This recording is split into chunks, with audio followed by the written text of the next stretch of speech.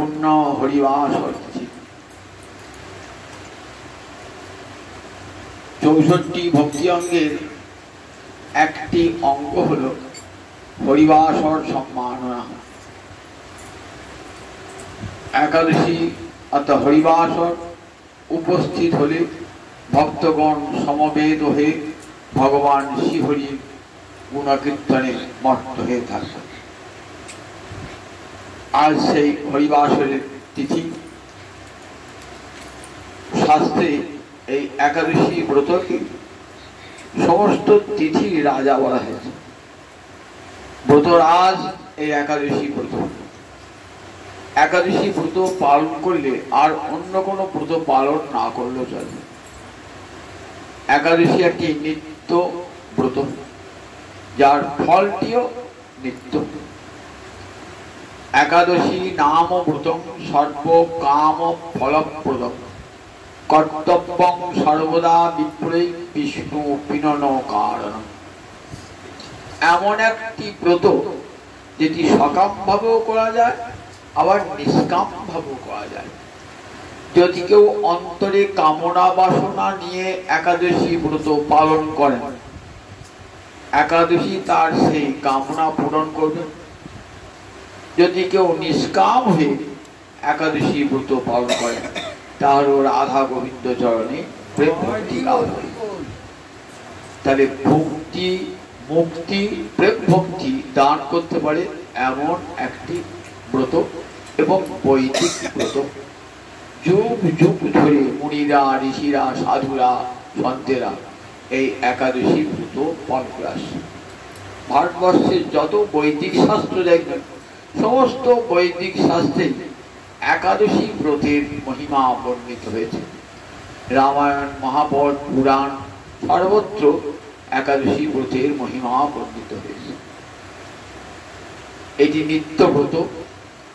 এই একাদশী ব্রত এমনই একটি ব্রত যে ব্রত পালনে ভগবান শ্রীহরির চরণে রতিমতি উৎপন্ন হয়ে যায়। আজকের যে একাদশী তিথিটি, প্রত্যেকটি একাদশী তিথি একটা নাম আছে। এটির নাম ইন্দিরা একাদশী। আশ্বিন মাসে কৃষ্ণপক্ষের পিতৃপক্ষে যে একাদশী, সেই একাদশীর নাম ইন্দিরা একাদশী। পিতৃপক্ষ চলছে। এই ব্রত পালন করলে পিতৃপুরুষগণ উদ্ধার প্রাপ্ত হয়, ঊর্ধ্বগতি লাভ করে। এটি তো বাহ্যিক ফল পাওয়া যাবে। একটা কাহিনী আছে সম্পর্কে। সত্যযুগে ভারতবর্ষের মাহিষ্মতিপুরী ইন্দ্রসেন বলে এক রাজা ছিলেন। পরম হরিভক্ত রাজা, নিষ্ঠাবান ধার্মিক রাজা, শাস্ত্রের নির্দেশ মেনে রাজ্য শাসন করতেন। একদিন তার রাজসভায় দেবর্ষি নারদ এসে উপস্থিত। দেবর্ষি নারদকে যথাযথ সম্মান দান করে, তার আতিথ্য সৎকার করে উত্তম আসনে বসালেন। নারদ জিজ্ঞাসা করলেন, মহারাজ, আপনার সব কুশলে তো? আপনি নিশ্চিন্তে হরিভজন করতে পারছেন তো? আমরা পূজা করি সব কুশল তো?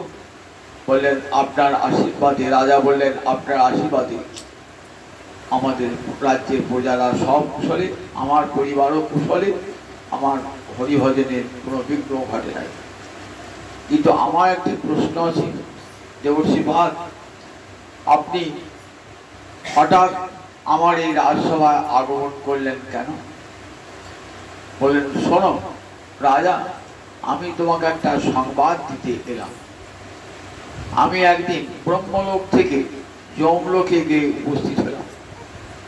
যমলোকে যমরাজা মহা সমাদর করে আমাকে উত্তম আসনে বসালেন। আমিও যমরাজকে পরম সম্মান দান করি, তার স্তুতি করলাম। দেখলাম সেই সভায়, যমরাজের সভায় তোমার পিতৃদেব উপস্থিত। তিনি বললেন, হে দেবর্ষিপাদ নারদ, পূর্বজন্মের কোনো পাপে এই যমালয় থেকে আমার মুক্তি হয় নাই, আমি এই যমালয়ে রয়েছি। তুমি তো সর্বত্র যাতায়াত করো, তুমি ভূলোকে গিয়ে ভারতবর্ষে পুলকে গিয়ে দেখবে আমার পুত্র ইন্দ্রসেন রাজত্ব করছে। আমার পুত্র ইন্দ্রসেনকে বলবে যে পূর্বজন্মের কোনো পাপে তোমার পিতার মুক্তি হয় নাই, জমা হয়ে রয়েছে। তুমি তাকে বলো আশ্বিন মাসের কৃষ্ণপক্ষে পিতৃপক্ষে যে একাদশী আছে, ইন্দিরা একাদশী, সেই প্রতি সে যার নিষ্ঠা ভরে পালন করে, তাহলে জমালয় থেকে আমার মুক্তি। সেই সংবাদটা দান করবার জন্য আমি আপনার রাজসভায় এসেছি। বললেন মুনিবর, আমার পিতার মুক্তি হয় নাই, আমার পিতার মুক্তি হবার জন্য আপনি যা বলবেন আমি তাই করব। তখন বললেন যদি আশ্বিন মাসের কৃষ্ণপক্ষের ইন্দিরা একাদশী ব্রত নিয়ম করে পালন করবে, দশমীর দিন পিতৃ শ্রাদ্ধ করবে, গোবিন্দের প্রসাদন্ন দিয়ে সেই পিণ্ডদান হবে, ব্রাহ্মণ আদি বৈষ্ণব আদি ভোজন করাবে, পরের দিন দশমী রাত্রিবেলাতে উপবাস করে থাকবে, একাদশ দিন পূর্ণ উপবাস এবং মনে মনে প্রার্থনা জানাবে আমার পিতৃ যেন জমালয় থেকে মুক্তি পেয়ে বৈকুণ্ঠে গমন করেন। পরদিন দ্বাদশীতে গোবিন্দের প্রসাদ সারাদিন, একাদশী সারারাত্রি ভগবান শ্রীহরি ভজন কীর্তনে নাম পাঠে সময়টি কাটিয়ে পরের দিন ভগবান শ্রীহরি স্নানাদি করে ভগবান শ্রীহরি ভোজন লাগিয়ে ভক্তগণকে প্রসাদ পাইয়ে নিজে সেই প্রসাদ গ্রহণ করবেন, তাহলে আপনার পৃথিবীর মুক্তি হবে। এই বলে নারদ চলে গেলেন। দেবর্ষি নারদের উপদেশ অনুসারে রাজা ইন্দ্রসেন এই আশ্বিন মাসের কৃষ্ণপক্ষের একাদশী ব্রত দেবর্ষি নারদের নির্দেশ অনুসারে পালন করলেন। যথাকালে তার পিতা জমালয় হতে বৈকুণ্ঠে গমন করলেন। এদিকে রাজাও একাদশীর মহিমা জ্ঞাত হয়ে একাদশী সপরিবারে একাদশী ব্রত পালন করতে লাগলেন এবং একাদশী ব্রত যত পালন করে হরিভক্তি তত দৃঢ় হয়। শেষকালে অন্তিমকালে পুত্রের হাতে সমস্ত রাজ্যভার অর্পণ করে নিজে চলে গেলেন কৃষ্ণ লোকে, কৃষ্ণ নাম করতে করতে জয় জয়।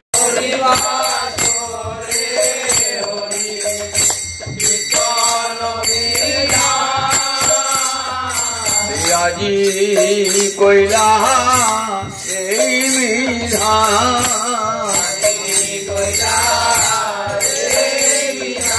গৌরাঙ্গনি দানিয়া আমার রাজি কইলা এই বিধান,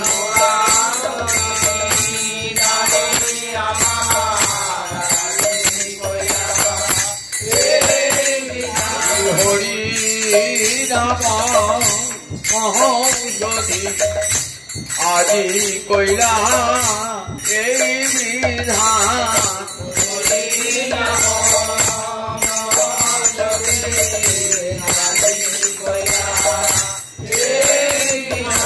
কলি হাত দিবে লাগি গৌরাঙ্গ দাঁড়ি আমার, কলি হাত দিবে লাগি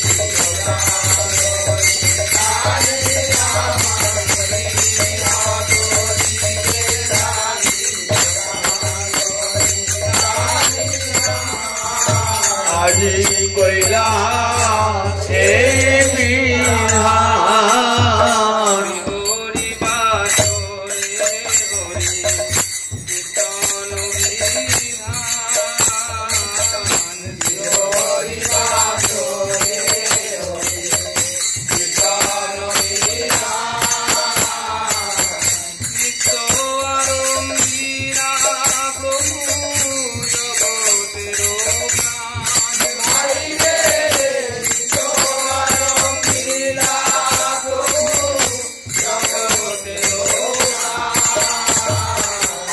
প্রাণ যে নাচে রে জগতের প্রাণ গোড়া, প্রাণ যে নাচে রে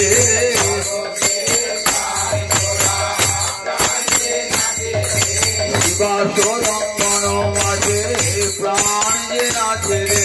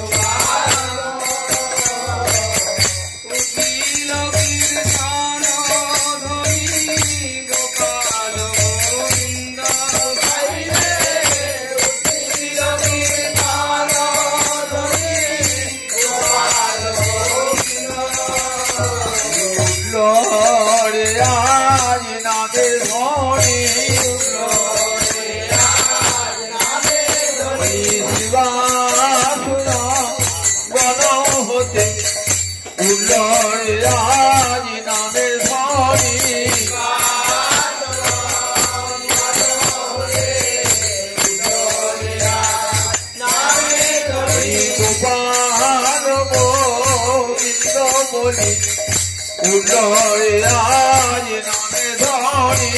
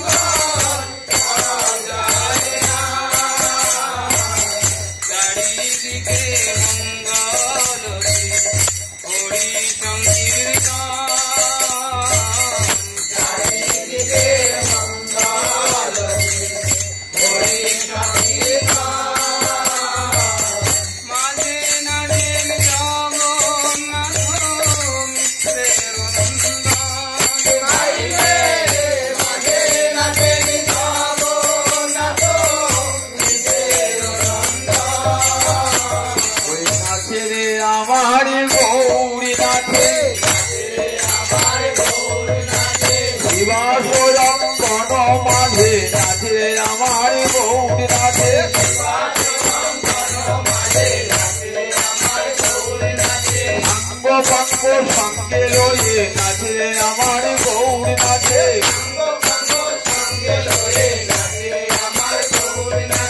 আইনি তায়ে গলা ধরে নাচে আমার গৌর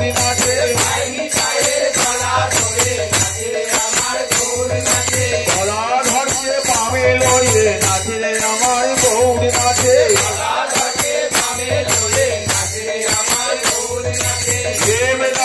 বাহু তুলে নাচে আমার গৌর নাচে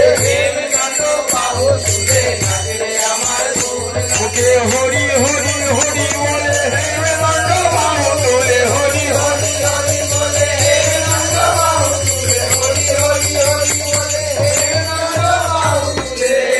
নাচে আমার গৌর নাচে মাঝে নাচেন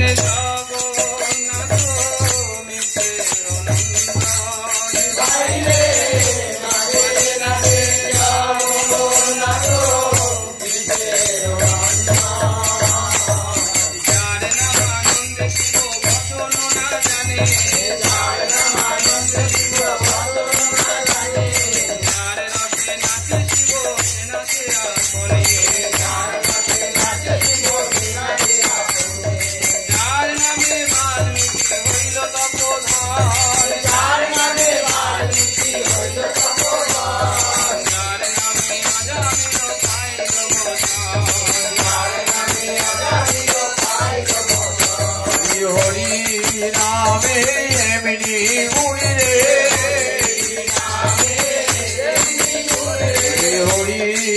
নামে এমনি গুণে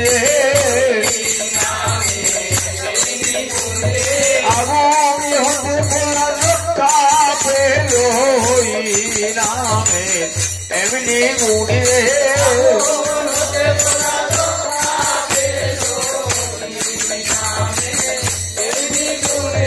হনুমান সাগর পার হলো নামে এমনি গুণে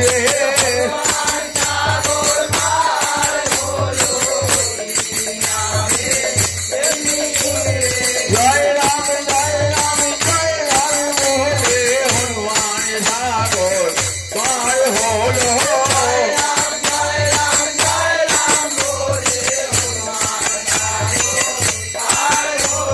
রাজামি বৈকুণ্ঠে গেল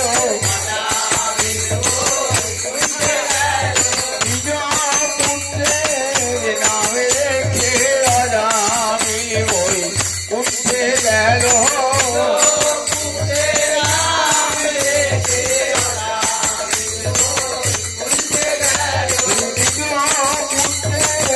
নামে রেখে রাজামি উঠে গেল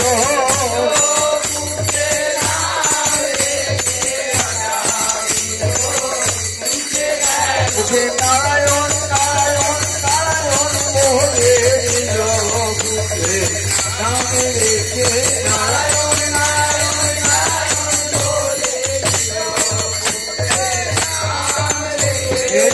রাজামি বই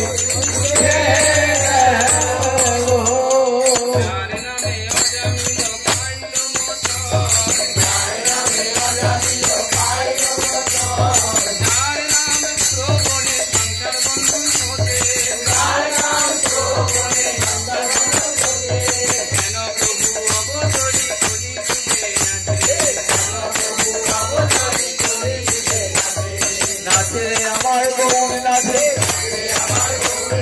নাচে আমার বউ নাচে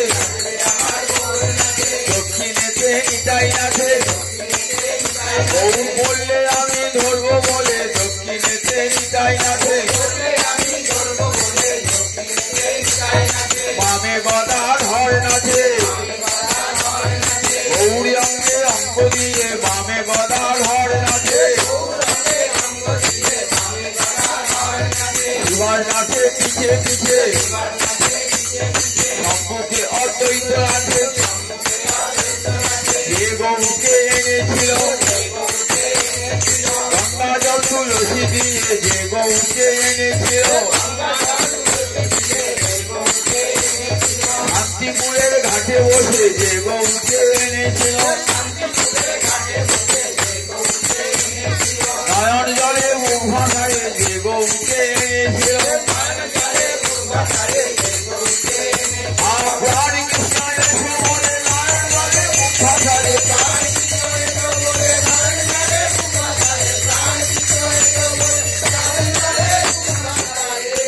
যে গৌকে ছিল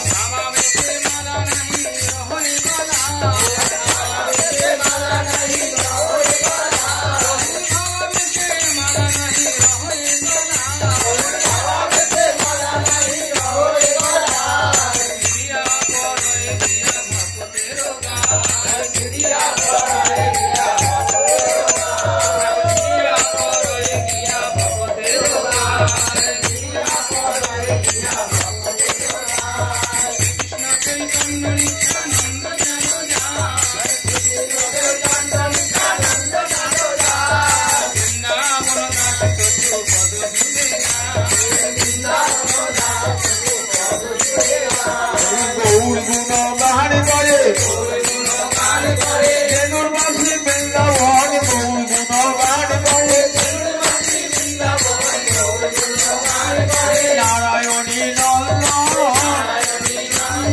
বেণুরবাসী বৃন্দাবন নারায়ণী নন্দন চৈতন্য লীলার ব্যাস নারায়ণী নন্দন গৌর গুণগান করে আমার নিতাই চরণ হীরায় ধরে গৌর গুণগান করে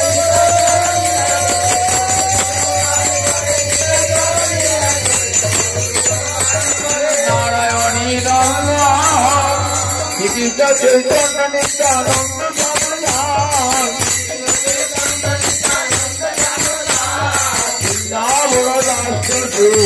পদ যুগে